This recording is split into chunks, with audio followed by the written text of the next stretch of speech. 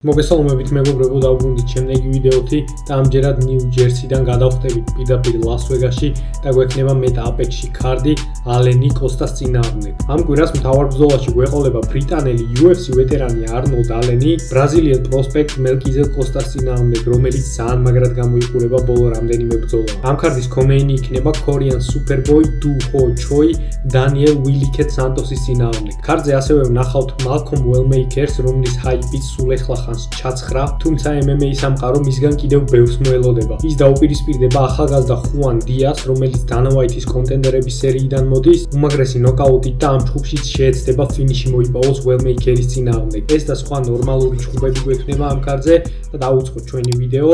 თხოვნა მექნება რომ დავალაიქოთ ვიდეო, გამოვიწეროთ არხი და დამიწეროთ კომენტარები. სანამ ამ კვირის განხილვაზე გადავალთ, ჩავხედოთ ჩვენ წინა UFC 328-ის ქარდს. ნახოთ ჩვენი პიკები 9-4-ზე წამოვიდა. არ არის იდეალური, მაგრამ ძალიან ცუდიც არ არის, მგონია. ყველაზე მეტად რაც მეგონა ამ ქარდზე შეიძლება ითქვას, რომ 50-50 წამოვიდა.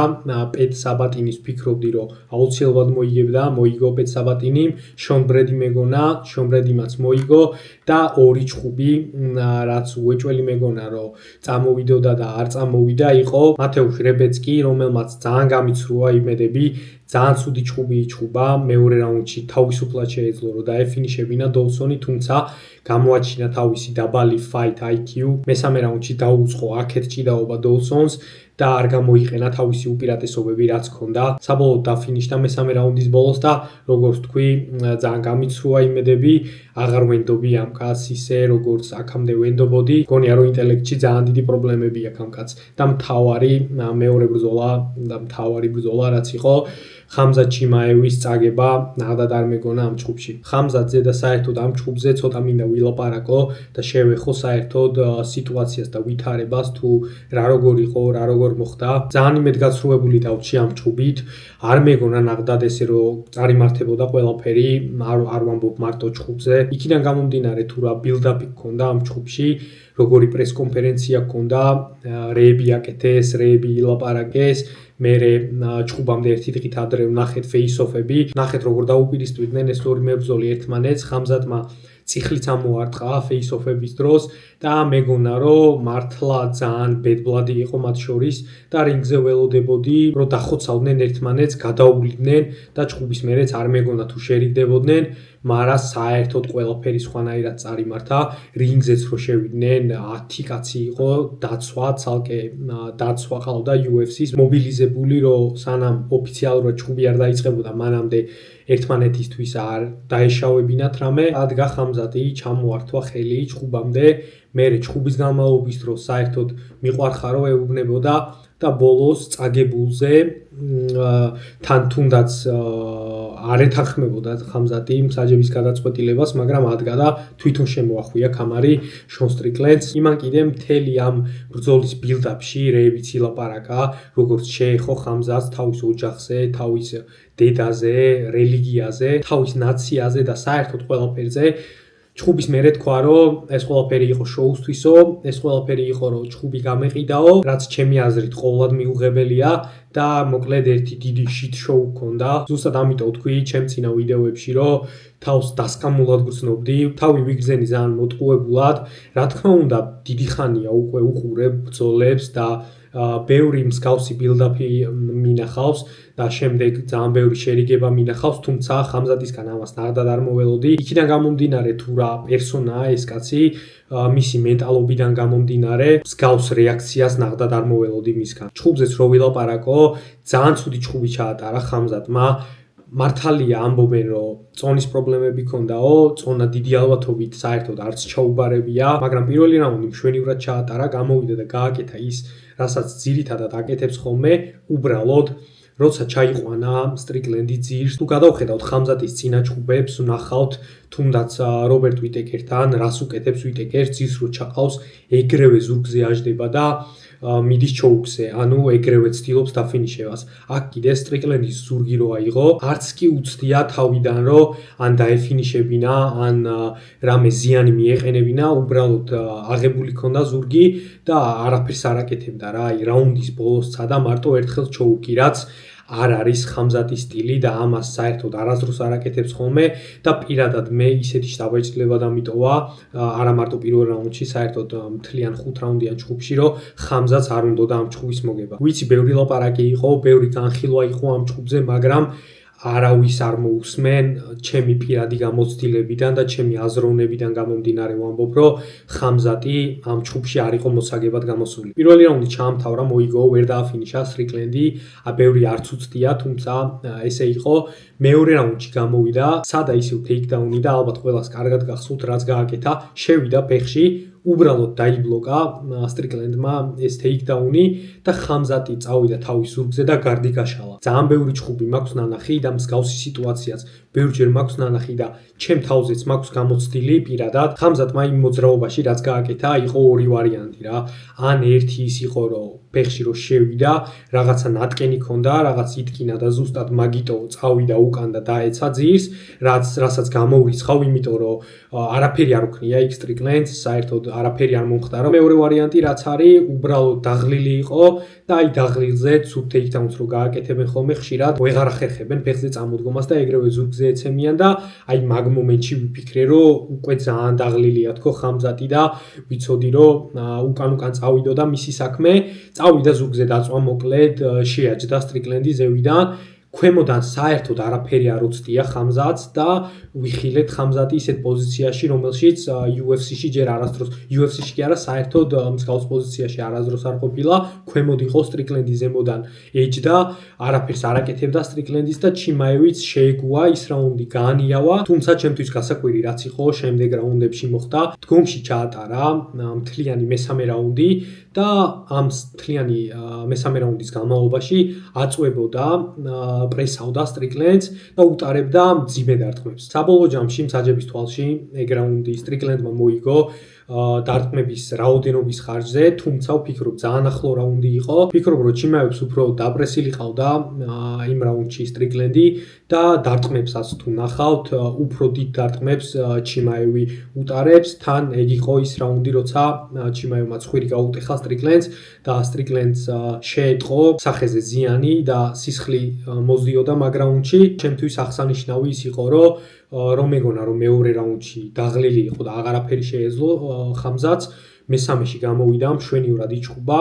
მეოთხე რაუნდი მოიგო ხამზატმა, გაუკეთა ტეიქდაუნი. ნახევარი რაუნდი დგომში იყო ჩხუბი, ნახევარი რაუნდი ძირს ყავდა ჩიმაევს, მოიგო მოკლედ ეგ რაუნდი. მეორე რაუნდში რაც მეგონა, რომ დაღლილი იყო ჩიმაევი და მაგიტო გაწვა ზურგზე, არ იყო ეს ასე. ნახეთ ჩვენ რომ მესამე, მეოთხე, მეხუთე რაუნდში ჩვეულებრივად იჩხუბა ხამზატმა, უბრალოდ არ გააკეთა ის, რასაც აკეთებს. არ ვიცი რატო არ გააკეთა. ეგ უკვე თქვენ გადაწყვიტეთ თუ რატო გააკეთა ეს ხამზატმა. მეხუთე რაუნდს რაც შეეხება, მეხუთე რაუნდიც დგომში გაიმართა, უბრალოდ ბოლოსკენ ცადა ხამზატმა რამდენიმე ტეიქდაუნი, მართალია არ გამოუვიდა, მაგრამ აი ეგ ცდაც ძალიან ბევრს ნიშნავდა, იმიტომ რომ ერთი მსაჯის თვალში ხამზატის იყო მეხუთე რაუნდი და ჩემი აზრით ზუსტად მაგიტო რომ ტეიქდაუნებზე შევიდა და გააქტიურდა და მესამე რაუნდში რატო არ ცადა მსგავსად, უბრალოდ ტეიქდაუნის მცდელობა მაინც რატო არ ქონდა, მე არ ვიცი. მოკლედ დამარცხდა საბოლოოდ მსაჯების გაყოფილი გადაწყვეტილებით ჩიმაევი და ვფიქრობ, რომ უფრო კარგია დივიზიონისთვის და საერთოდ სპორტისთვის ესე რომ მოხდა და მსგავსად გადაწყვიტეს მსაჯებმა. მკვდარია ამ კაცის ჰაიპიც და სტრიკლენდმა თავის სიაში კიდევ ერთი დომინანტი ჩემპიონი მიიმატა. აღარ გავაგრძელებ ბევრს ამ ჩხუბზე ლაპარაკს, ეს დღეებია საერთოდ ძალიან ცხელი თემაა და ყველა ამაზე ლაპარაკობს და მეც ძალიან ვფიქრობ საერთოდ ამ ყველაფერზე და ამ ჩხუბზე, თვითონ ჩხუბსაც სამჯერ უყურე თავიდან. წარსულია უკვე ეს და გავანებოთ თავი. გადავიდეთ ჩვენს ამ კვირის ქარდზე, რომელიც მეტაპექში გვექნება. არ ყავს ბევრი ცნობილი სახე ამ ქარდზე, ყავს რამდენიმე დებიუტანტი ასევე, არის ძალიან ბევრი ისეთი მატჩაპი, სადაც ძალიან ახლო ჩხუბები იქნება მგონია. და დავიწყოთ მთავარი ჩხუბით, არნოლდ ალენი დაუპირისპირდება მელკიზელ კოსტას. არნოლდ ალენი არის ძალიან გამოცდილი მებრძოლი, რომელიც უკვე საკმაოდ დიდი ხანია UFC-შია, 2015 წლიდან არის. არ არის ასაკში, ჯერ 32 წლისაა. თავისი ბოლო რამდენიმე ჩხუბია არ გამოიყურება კარგად. ბოლო ჩხუბი წაგებული აქვს ჟან სილვასთან 2026 წლის დასაწყისში იყო პირველი ქარდი რაც ჰქონდა, მაგაზე იჩხუბა და დამარცხდა. თუმცა მანამდე 2 წელი არ ჰქონდა ნაჩხუბარი, სანამ ჟან სილვასთან იჩხუბებდა. ბოლოს მოგება რაც აქვს ჟან სილვას წინაჩხუბი არის გიგა ჭიკაძესთან. ჟან სილვასთან რო შევადაროთ მისი ჩხუბი გიგასთან ჩხუბს, ჟან სილვასთან პირიქით იქნა, პირველი რაუნდი მოიგო და მეორე და მესამე წააგო. გიგას ჩხუბამდე აქვს ჩხუბი მოუსარებლოებთან წაგებული და მაქს ჰოლოუეისთან. ესენი ყველა არიან დივიზიონის ტოპ მებრძოლები და შეიძლება ითქვას, რომ საკმაოდ მაღალ დონეზე ჩხუბობს არნოლდ ალენი თავის კარიერის ამ მომენტში, თუმცა ეხლა ექნება პატარა step down-ი და შეხვდება მელკიზელ კოსტას, რომელიც ნომერ მერვე არის featherweight-ის რანკინგში. თავის მეტოქისგან განსხვავებით ძალიან კარგად გამოიყურება, 6 კაციანი winning streak-ი აქვს, 20-24 წლიდან მოყოლებული. და მოკლედ 15 თვეში ამ კაცს აქვს ჩატარებული 6 ჩხუბი, რაც ძალიან ბევრია, ძალიან აქტიურია მელკი კოსტა. ყველაზე გამოსარჩევი ჩემთვის რაც არის ბოლო 2 ჩხუბში აქვს head kick ნოკაუტი. ორივე ნოკაუტი არის ისეთ მებრძოლთან, რომლებიც არასდროს კარიერაში არ დაუნოკაუტებიათ და პირველად მოახერხა მელკი კოსტამ, რაც ვფიქრობ ძალიან ბევრს ნიშნავს, გვაჩვენებს იმას თუ რა საშიშია ეს კაცი და როგორი საშიში ფინიშერია ახლა. პირველი იყო მორგან შარიე, რომელიც პირველ რაუნდში თავიდანვე უმარტივესად დაანოკაუტა და ბოლოს დენიგე დაანოკაუტა, რასაც ნამდვილად არ მოველოდებოდი. მგონია რომ ეს ნოკაუტი ძალიან ბევრს ნიშნავს და ძალიან მაგარი მოგებაა მელკი კოსტასთვის. მანამდე აქვს ჯულიან ეროსასთან მოგება, კრისტიან როდრიგესთან, ანდრე ფილი ყავს გილიოტინით დამარცხებული, რაც ძალიან მაგარი მოგებაა და მაგის წინ არის შაილან ნორდამბეკეს მესამე რაუნდის რეარ ნეიქედი. 29 წლისაა ახლა მელკიზელ კოსტა და თავისუფლად შეიძლება ითქვას, რომ ის ეხლა თავის პრაიმშია. კოეფიციენტებს რო ჩავხედოთ ამ ჩუბისთვის, ჩემ და გასაკვირად არნოლდ ალენი არის დიდი ფავორიტი, 1.59 აქვს, მელკი კოსტას აქვს 2.33. არ ვეთანხმები საერთოდ კოეფიციენტებს, ვფიქრობ თანაბრად უნდა იყოს უფრო. იქიდან გამომდინარე თუ რას გონი აქვს ეხლა აღებული კოსტას, ვფიქრობ უფრო იმსახურებს მეტ პატივისცემას. აღსანიშნავია ის, რომ ეს იქნება მელკი კოსტას პირველი 5 რაუნდიანი ჩხუბი, მას main event-ი და 5 რაუნდი ჯერ აქამდე არ უჩხუბია. ხოლო არნოლდ ალენს აქვს ჩატარებული 5 რაუნდიანი ჩხუბი მაქს ჰოლოუეის წინააღმდეგ და 5-ვე რაუნდი ნაჩხუბარი აქვს, მართალია წააგო ის ბოლო საჩემპიონო რაუნდები მაქსთან, მაგრამ გამოცდილება მაინც აქვს. საერთოდ კარიერაში ფინიშით არ აქვს წაგებული და ვფიქრობ ზუსტად ამიტომ აქვთ ბუკმეიკერებს ფავორიტად გამოყვანილი არნოლდ ალენი. ალბათ ფიქრობენ, რომ მელკი კოსტა ვერ მოახერხებს მის დაფინიშებას და თუ გაგრძელდება ბოლომდე და ჩატარდება 5 რაუნდი, დიდი შანსი ექნება ბოლო რაუნდებში არნოლდ ალენს, რომ თავისკენ გადახაროს ბრძოლა თავის გამოცდილების ხარჯზე და თავის აი ამ გამძლეობის ხარჯზე. თუმცა როგორც ნახეთ, აფინიშებს და ანოკაუტებს მელკიზელ კოსტა თავის ოპონენტებს, ისეთ ოპონენტებს, რომლებიც კარიერაში აქამდე არ დაფინიშებულან და ზუსტად იგივე გეგმა ექნება ეხლა არნოლდ ალენთან. ვფიქრობ ძალიან რეალურია და ძალიან ჩვეულებრივად შეიძლება დააფინიშოს მელკიზელ კოსტამ თავიდანვე. ყველაფერი რაც ხდება, პირველად ხდება და აქაც ჩვეულებრივად შეიძლება მსგავსი რამ ვიხილოთ. სკილებს რაც შეეხება ამ მებრძოლებისას, ორივე ასე თუ ისე დგომის მებრძოლია, ორივეს უყვარს სტრაიკინგი, ხედავთ მელკიზელ კოსტას ნოკაუტებს, თუმცა მელკიზელ კოსტას ასევე აქვს საბმიშენებიც, რაც უპირატესობას აძლევს მას ამ დაპირისპირებაში და ვფიქრობ კოსტას გრეპლინგი უფრო კარგია ვიდრე არნოლდ ალენის და რაღაც მომენტში თუ ძირს აღმოჩნდით ამ ჩხუბში, ვფიქრობ რომ მელკიზელ კოსტას უპირატესობა ექნება. დგომში ასე თუ ისე მაინც მივცემდი თანაბარ შანსს ორივე მებრძოლს, ხოლო გრეპლინგში კიდევ ერთხელ როგორც თქვი, მგონია მელკი კოსტა უკეთესია. საბოლოო ჯამში რო ჩამოყალიბდე, მაინც უფრო გადავიხრები მელკი კოსტასკენ. ძალიან მომწონს მისი ეს ბოლო გამარჯვებები, რაც აქვს აკრეფილი და ვფიქრობ რომ ასე გააგრძელებს.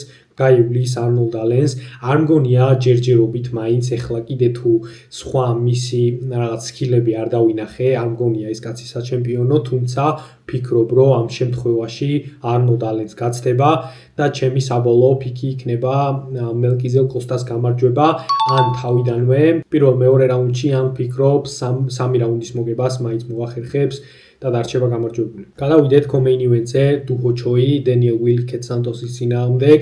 დუჰო ჩოი აგერ უკვე ბოლო 2 ჭუბია ძალიან კარგად გამოიყურება, თუმცა 2024-ში აქვს ორივე ჭუბი ჩატარებული, 2 წელია თითქმის უკვე არო ჭუბია, ბოლოს ნეით ლენდვერს მოუგო დააფინიშა მესამე რაუნდში და იმის წინ ბილი ალჯეოს მოუგო 2023 წელს კაილ ნელსონთან აქვს ნაჭუბი და ეგ ჭუბი დამთავრდა ფრედ. აღსანიშნავია ის რომ კაილ ნელსონს როცა ეჭუბა იმის წინა ჭუბი ბოლოს წაგებული აქვს 2019 წელს შარლს ჯორდანთან და როგორც ხედავთ 4 წელი საერთოდ არ ჭუბია. ეს 4 წელი იყო არმიაში, კორეის არმიამ გაიწვია. კორეაში ჯარს აქვს ესეთი წესი, რომ საერთოდ ყველა მიყავთ ხოლმე, რომ იმსახურონ და ძალიან ბევრჯერ გვინახავს, თუნდაც აი კორეელი ზომბის კარიერაშიც გვახსოვს, რომ რამდენიმე წელი ჩავარდნა ჰქონდა ზუსტად მაგის გამო, რომ მსახურობდა და ძალიან ხშირად ხედავთ ხოლმე საერთოდ ყველა კორეელი მებრძოლის კარიერაში, რომ მსგავსი რაღაც ხდება ხოლმე, ზუსტად იგივე მოხდა დუჰო ჩოის სიტუაციაშიც. დაბრუნდა მოკლედ 2019 წლის მერე და ჩვენივრად გამოიყურება შეიძლება ითქვას. სახეზე კი პატარა ბიჭს გავს ისევ, მაგრამ 35 წელი ბენთემვეიტში საკმაოდ დიდი ასაკია. დუჰო ჩოის კარიერაში ყველაზე გამოსარჩევი ჭუბი რაც არის, ნათქვამიც მაქვს, როცა კაპსონსონის ბრძოლას განვიხილავდი, დუჰო ჩოის ჭუბი კაპსონსონთან, ის ლეგენდარული ჭუბი, რომელიც UFC-ს Hall of Fame-შია შეყვანილი. გითხარით, რომ ჩემი პირველი ჭუბია, რაც ვნახე UFC-ში და რამაც შემაყვარა საერთოდ ეს სპორტი, უმაგრესი ჭუბია. აუცილებლად გადადით და ნახეთ 3 რაუნდიანი ომია. დანიელ უილკეტ სანტოს რაც შეეხება, მასზეც რო ვილაპარაკოთ, ბრაზილიელი მებრძოლია, რომელიც მოდის შუტებოქსიდან, შარლს ოლივეირას გუნდიდან არის. წინა ქარდზეც ვიხილეთ შუტებოქსელები, ტულიო და ოჩოამ მოიგო თავისი ჭუბი და ტულიომ წააგო.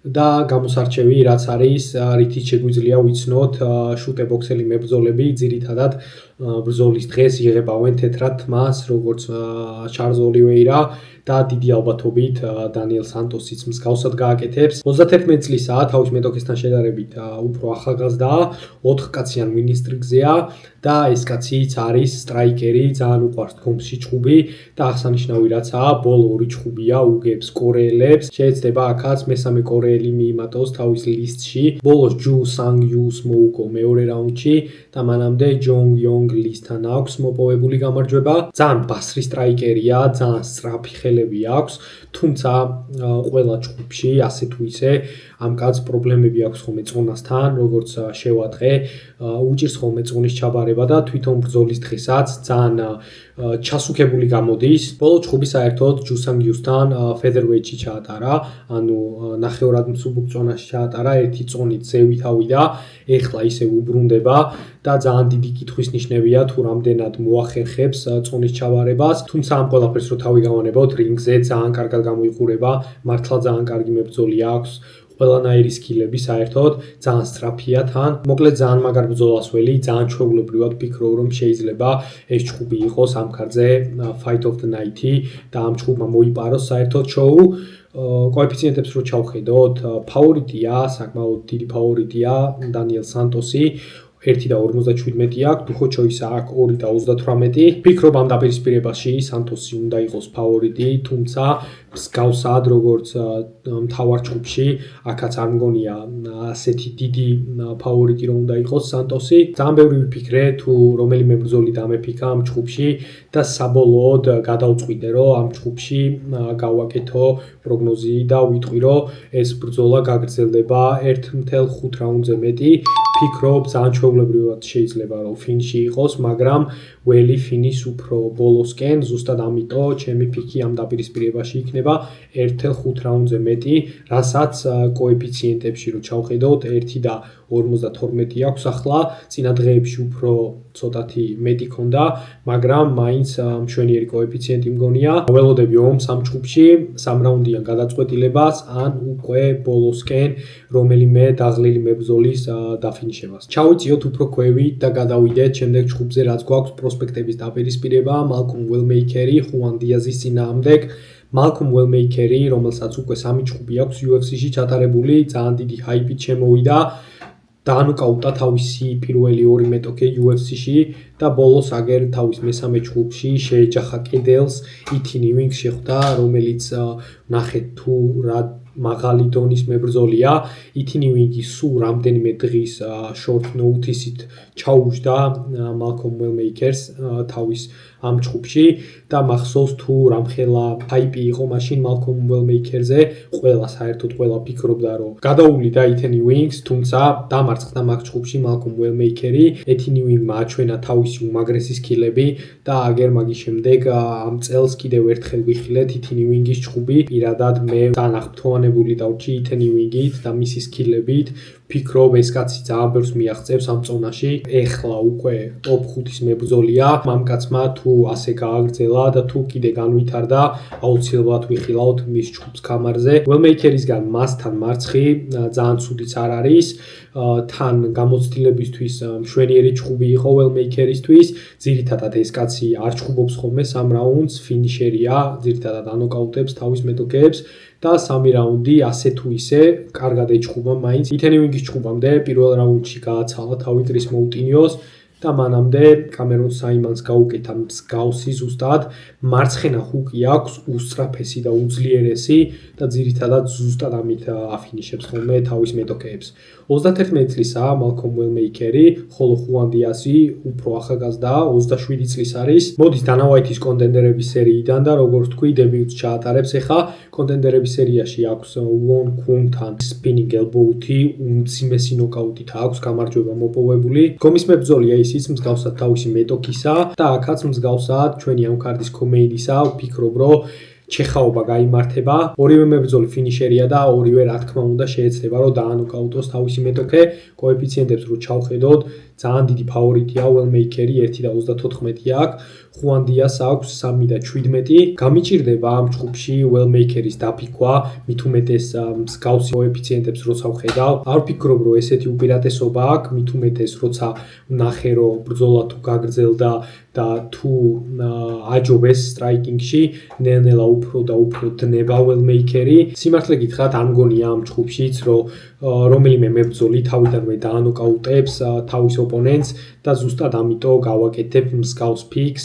იქიდან გამომდინარე, რომ თქვი რომ ძალიან მსგავსი ჯგუფი მგონია როგორც Comain-ი, აქაც ამ ჯგუფშიც ჩემი ფიქი იქნება 1.5 რაუნდზე მეტი. 1.56 აქვს კოეფიციენტი და აქაც ველი ბოლო რაუნდების KO-ს ან decisions. გადავიდეთ შემდეგ ჯგუფზე, რაც გვაქვს უკვე დიდი ბიჭების ჯგუფი.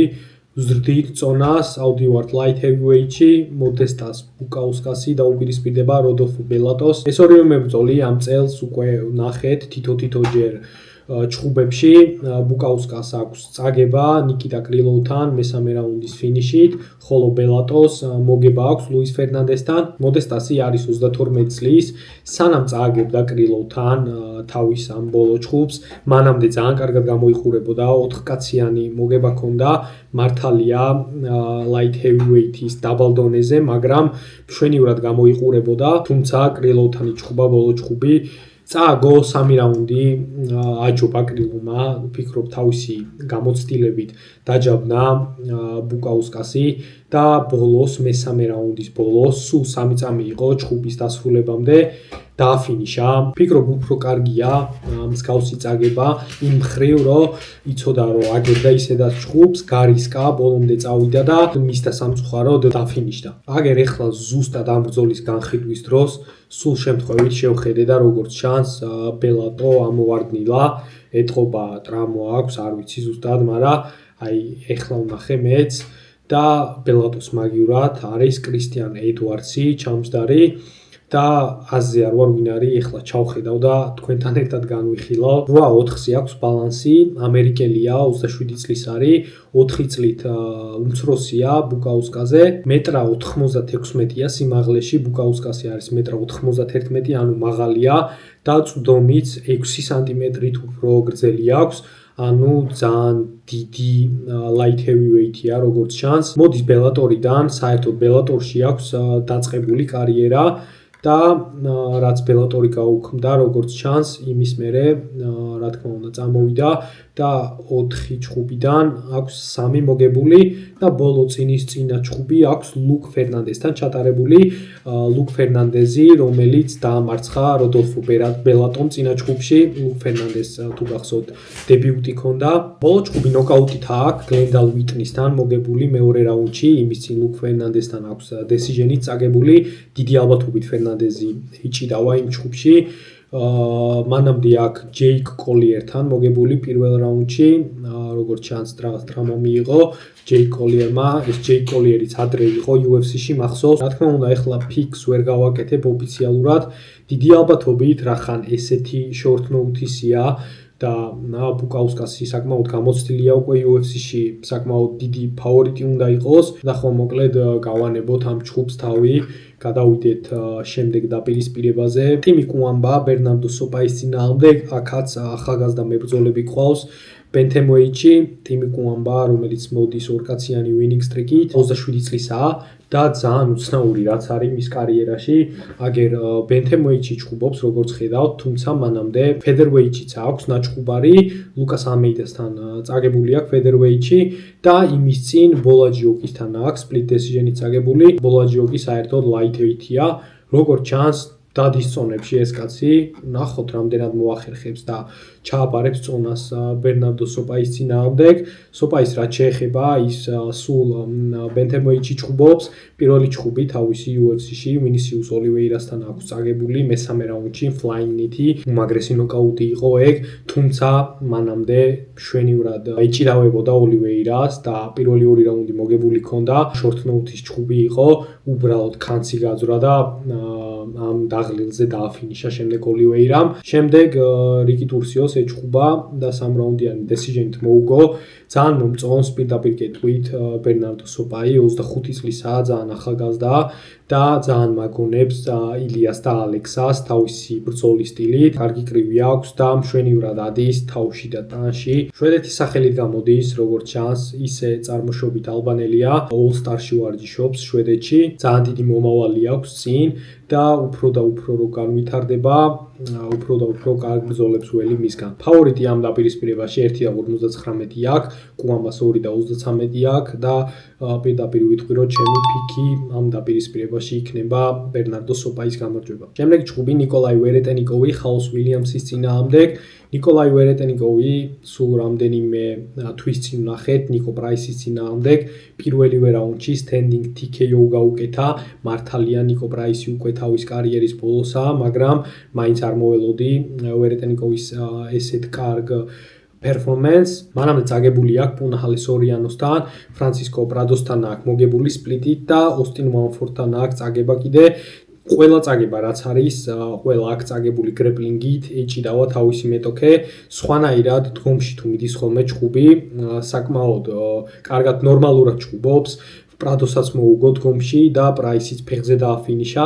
საერთოდ ძალიან დიდი არის welterweight-ისთვის ეს კაცი, ძალიან მაღალია და თავის ფიზიკას საერთოდ ყოველთვის კარგად იყენებს ხოლმე თავის მეტოქეების წინააღმდეგ, ხოლო ხაოს ვილიამს რაც შეეხება 2020 წელს მოვიდა და მახსოვს აი 2020 წლიდან 1-2 წელი ძალიან აქტიურად ჩხუბობდა, გამოირჩევა თავისი მძიმე ხელებით, ანოკაუტებდა ხოლმე თავიდანვე თავის მეტოქეებს ბოლო ჩხუბებში, ძალიან ცუდად გამოიყურება.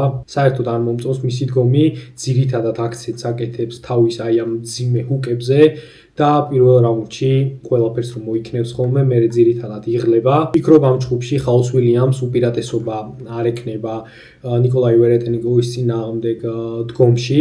არ ვფიქრობ რომ ეჭიდაოს, საერთოდ არ მინახავს ამ კაცის ჭიდაობა, ამიტომ ვფიქრობ რომ სტრაიკინგში გაიმართება ეს ჩხუბი და სტრაიკინგში თუ წავა ჩხუბი, უფრო ვფიქრობ რომ ვერეტენიკოვი უნდა დარჩეს გამარჯვებული ამ დაპირისპირებაში. ზუსტად ამიტომ გავაკეთებ ჩემ ფიქს და ვიტყვი რომ ნიკოლაი ვერეტენიკოვი დაამარცხებს ხაოს ვილიამს. 2 აქვს გუში ვერეტენიკოვს, ხოლო ხაოს ვილიამს 1.76. ასე რომ ნიკოლაი ვერეტენიკოვი იქნება ჩემი პირველი ანდერდოგი ამ ქარtზე. სულ 3 ჩხუბია ტუკოტოკოსი, რაც ვიხილეთ UFC-ში. პირველი 2 ჩხუბი წაგებული აქვს, თუმცა ბოლო მოიგო ჯუნიორ ტაფას წინააღმდეგ.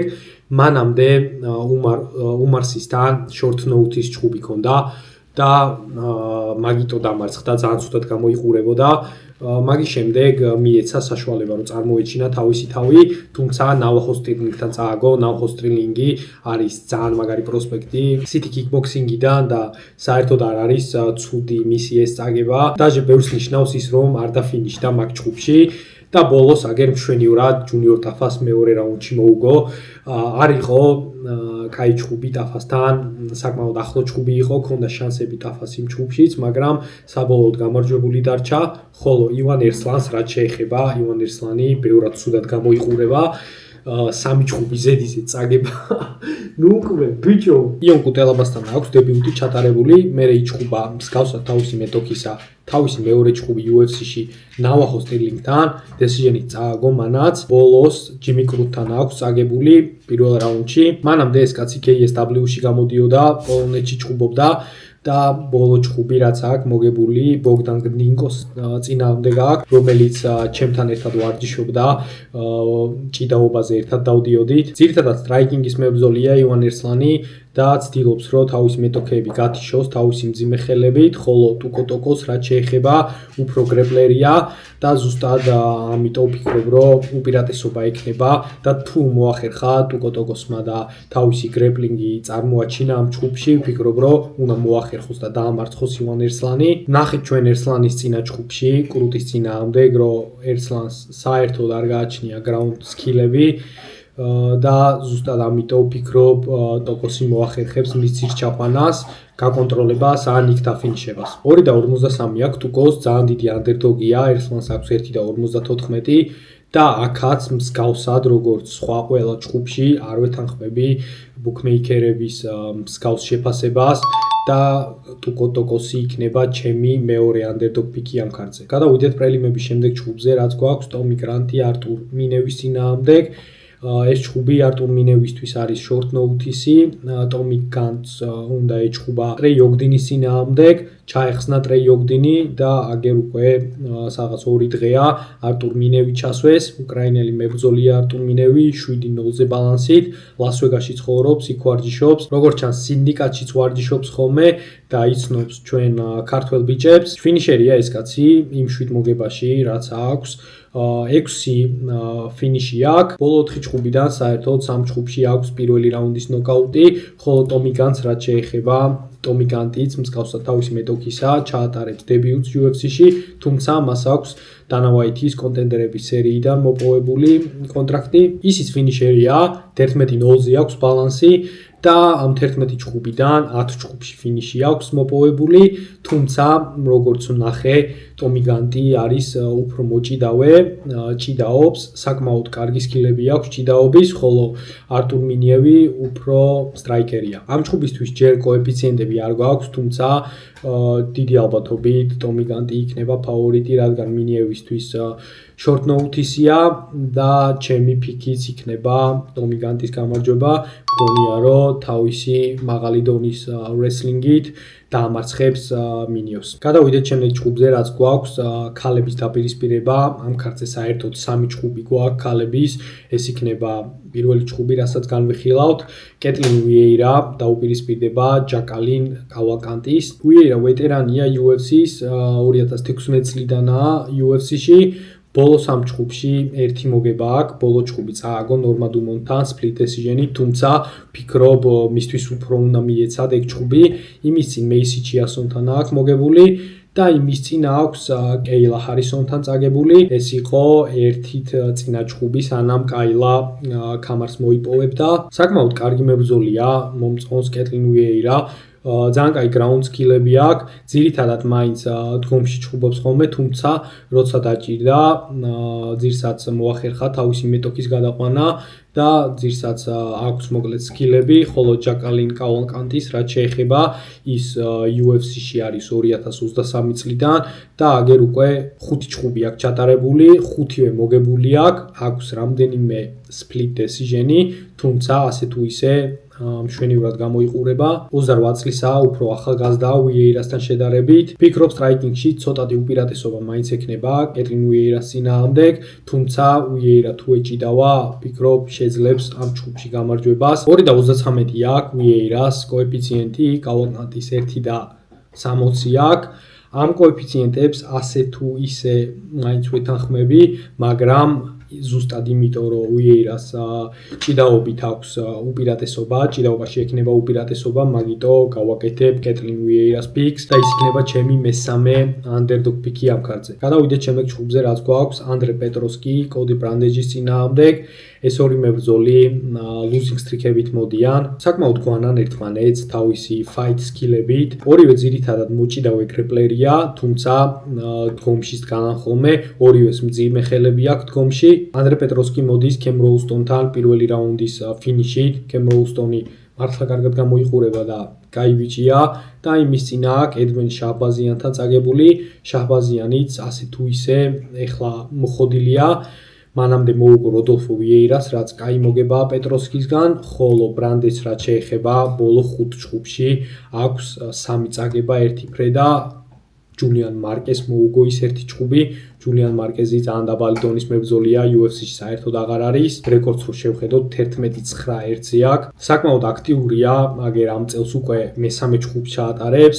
წინა ჯგუფი დონტე ჯონსონთან რაც იჭხუბა, უდიდესი underdog იყო და ყველა, როგორც მე ასევე ველოდით რომ გადაუვლიდა დონტე ჯონსონი მას, თუმცა ძალიან კარგად გაუკაჩა, მაგრამ ბრანდეც არ გამოუჩენია რაღაც თავისი ძალიან მაგარი სკილები, უბრალოდ დონტე ჯონსონი აღმოჩნდა იმაზე ბევრად ცუდი ვიდრე გვეგონა. ძალიან თავისუფლად შეეძლო კოდი ბრანდეც ეგ ჯგუფი მოეგო, მესამე რაუნდში უყვიროდა თავისი კუთხე, უბრალოდ აი ყველაფერს ეძახდნენ, თხოვდნენ რომ აი მიწოლოდა, სულ პატარა აქტიობა რო ქონოდა კიდე აუცილებლად მიცემდნენ ჩემი აზრით კოდის მაგ ჯგუფს. რაღაცნაირი ლუზერ მენტალიტი აქვს ამ კაცს.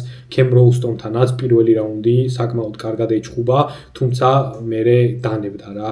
როცა ხედავს რომ თავისი მეტოქე მას ჯობნის, უბრალოდ ჩერდება. ბევრს არ ვილაპარაკებ ამ ჯგუფზე, არ მომწონს ძალიან კოდი ბრანდეჯი. პეტროსკიც არ გამოიყურება კარგად, თუმცა ასევე იმასაც ვიტყვი რომ მარკეზ MMA-დან არის, პეტროსკი ფილადელფიიდან არის, შონ ბრედის გუნდელია, შონ ბრედის და ჯო პაიფერის. გითხარით რომ ეგ გუნდი ძალიან მომწონს, დიდად არ გიждები პეტროსკიზე, თავიდან როცა შემოვიდა UFC-ში, საკმაოდ ჰაიპი ჰქონდა და საკმაოდ კარგად გამოიყურებოდა და მომწონდა, მაგრამ ეხლა ვნახე რომ არ არის საერთოდ მაღალი დონის მებრძოლი, თუმცა ვფიქრობ ბრანდეც უნდა მოუგოს, 1.47 აქვს კოეფიციენტი, ფავორიტია, ბრანდესს აქვს 2.63 და ჩემი პიკი იქნება ამ ჯგუფში პეტროსკის გამარჯვება. გადავიდეთ შემდეგ ჯგუფზე, რაც გვაქვს ქალების რიგით მეორე დაპირისპირება ამ ქარდზე, ალის არდელიანი დაუპირისპირდება პოლიანა ვიანას. ამ ჯგუფზე დიდი ხანი არ გავჩერდები, აქ ყავს ერთი მებრძოლი, რომელიც ძირითადად თავისი ტრაკის სურათების გაყიდვით არის დაკავებული და ფაითერი არც არის, შეიძლება ითქვას. ბოლო 3 ჯგუფია წაგებული აქ, პოლიანა ვიანაზე მაქვს ლაპარაკი და მეორე ალის არდელიანი, მსგავსი სტილის ადამიანი. თლად იგივეს არ აკეთებს ალის არდელიანი, თუმცა რაღაცა უცნაური კონტენტი აქვს და ძალიან უცნაური ადამიანია ისიც, მაგრამ ასე თუ ისე კარგად გამოიყურება იმის შემდეგ, რაც UFC-ში შემოვიდა, 2 წაგება და ეხლა ბოლოს უკვე 2 მოგება აქვს ზედიზედ, რაც რაღაც დადებითზე მაინც მეტყველებს. ალის არდელიანს აქვს 11-7-ზე ბალანსი, ხოლო პოლიანა ვიანას 13-8-ზე. ფიქრობ ქალების დივიზიონშიც სკერზე არიან ეს ორი მებრძოლი, კოეფიციენტებს რო ჩავხედოთ, ალის არდელიანი 1.59 აქვს კოეფიციენტი, პოლიანა ვიანას 2.58 და ჩემი პიკი იქნება ალის არდელიანის გამარჯვება. გადავიდეთ შემდეგ ჯგუფზე, რაც გვაქვს ლუის გურული, დანიელ ბარეზის წინააღმდეგ.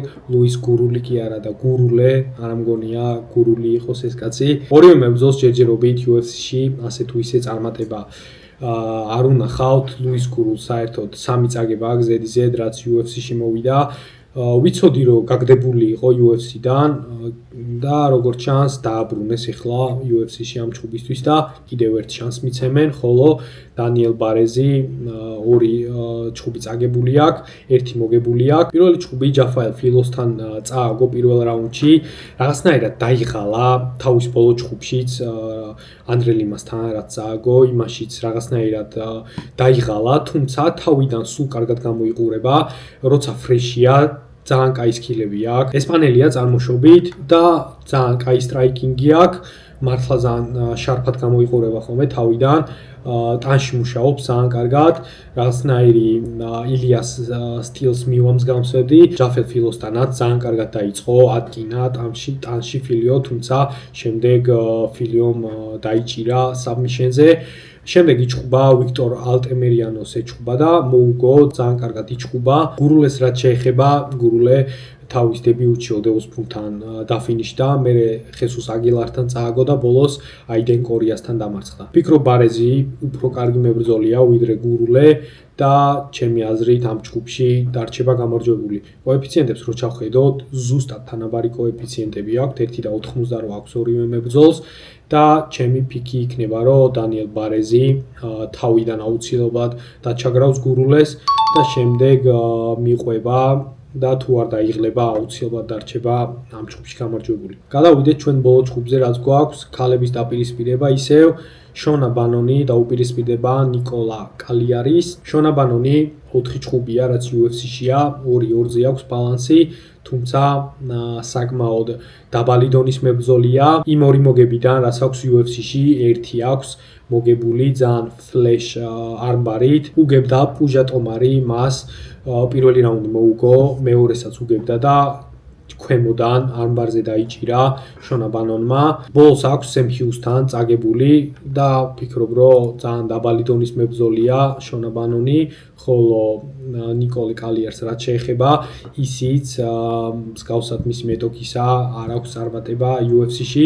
დანა ვაითის კონტენდერების სერიაში აქვს მოგებული და მაქედან აქვს კონტრაქტი მოპოვებული. UFC-ში რაც მოვიდა, 2 ჯგუფი აქვს ნაჩხუბარი, ორივე წაგება აქვს, თუმცა შონა ბანონისგან განსხვავებით, ბევრად კარგ მებრძოლებს ეჩხუბება. ერნესტა კანაკატისთან წააგო პირველი ჯგუფი split decision-ით, საკმაოდ თანაბარი ჯგუფი იყო და ბოლოს კარლი ჯუდისთან აქვს წაგება.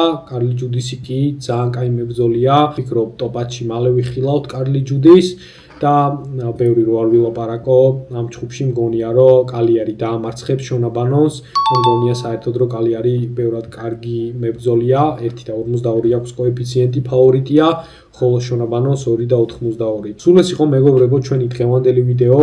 გამოიწერეთ არხი თუ არ გაქვთ გამოწერილი და ლაიქეთ ვიდეო და დამიწერეთ კომენტარები თუ რას ფიქრობთ ჩემ ფიქებზე და გამიზიარეთ თქვენი აზრი ჯგუფებთან დაკავშირებით. შევხვდებით შემდეგ ვიდეოში. Peace out.